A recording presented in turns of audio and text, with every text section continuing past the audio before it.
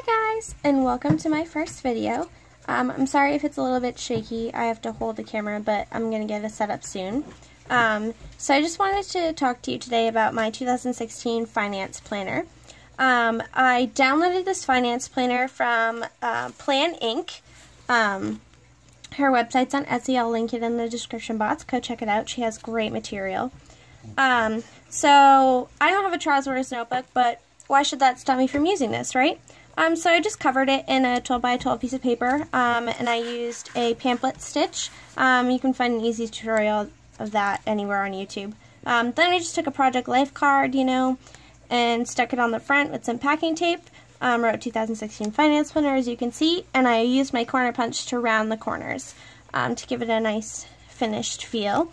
I was going to tape the whole thing, but unfortunately I ran out of tape, so it'll have to happen another day. So this is what the inside cover looks like. I didn't put any of my information in here because if I lose it, I don't really want anyone knowing my information, especially since it has to do with finance. So I just left it blank. This is a pocket from the Smashbook line that I got at Michael's a couple of years ago. I like it has the two pockets, so in this first pocket I just slip receipts that I need to enter, and in the second pocket any receipts that I need to keep I just stick in there so I can file them later. The first page is important dates, so my life insurance I'll probably put in here. I haven't filled it out yet though. Then there's a bills and payments page, but I've wrote a few things in there, so I won't show you that. Then there's a debt tracker, which my student loans are going to be coming up due pretty soon, so that'll be really helpful. And it goes across the whole year, so you have the debt, the amount due, the minimum payment, the due date, and then all the months, and you can check it off when you pay it. I really like that feature. So then let me just flip to the current month. We're in March now already. Can you believe it? So this is what the first page looks like. You can see I've already made a Etsy purchase, of course. So this first spot right here, is a calendar page. I just wrote in a few things, to just remind me what day they're due and stuff. When I was printing, this is why it says 43. I just got a new printer, so the double-sided thing isn't really working, so all of the, it's not aligned. So like here's April, and then the end is like right here. But that doesn't bother me. I still have the full box. The number's wrong, but it's fine. But if that bothers you, you might want to do a test run before you print this off. So this is the expense tracker, but, sorry, that's my dog.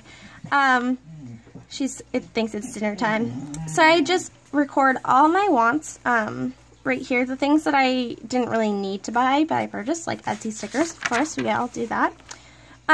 Then this is the budget worksheet, and it has this box for charity, which I actually use for my emergency fund, and if you guys want to know more about that, let me know in the box below, the comments below. Then they have the savings goals, and I just use this to track whether I gained or lost money.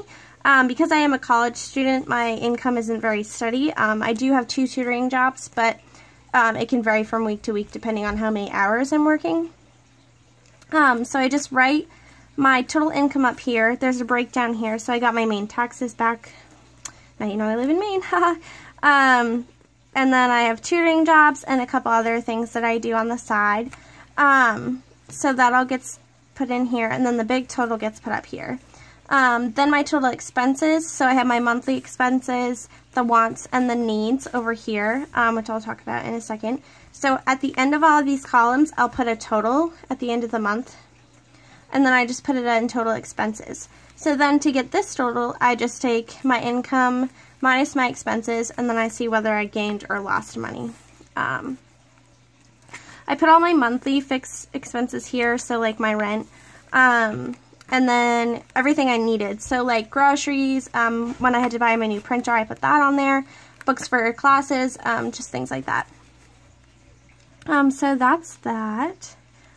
And then my total savings, I have several accounts, so like I keep cash in my wallet and my checking, and I break my checking into 2 different savings accounts. One I just keep for rent, and the other is kind of like a savings thing. So I just total up all the money I have at the end, and it goes here. So I can quickly see at the end of the month how much I made, how much I spent, and how much money I have right now. And that really helps me a lot.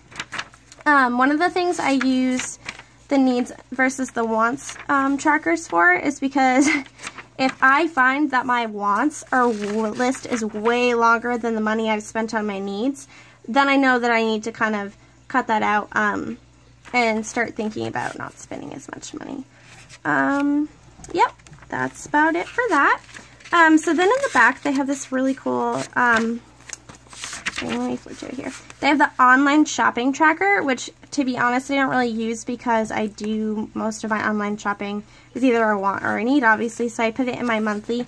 And then there's a savings goal page on the final page, which I'm not going to show you, but that's where I keep all of these gain-loss totals that I put in. So yeah, that'll about wrap it up for today. Thanks for making it to the end of my first video. I promise it won't be as sketchy a setup next time, or at least within the next few times when I get my setup. So yeah, if you have any questions, go ahead and leave them in the comment box below, or any suggestions for future videos, and I'll see you next time. Bye!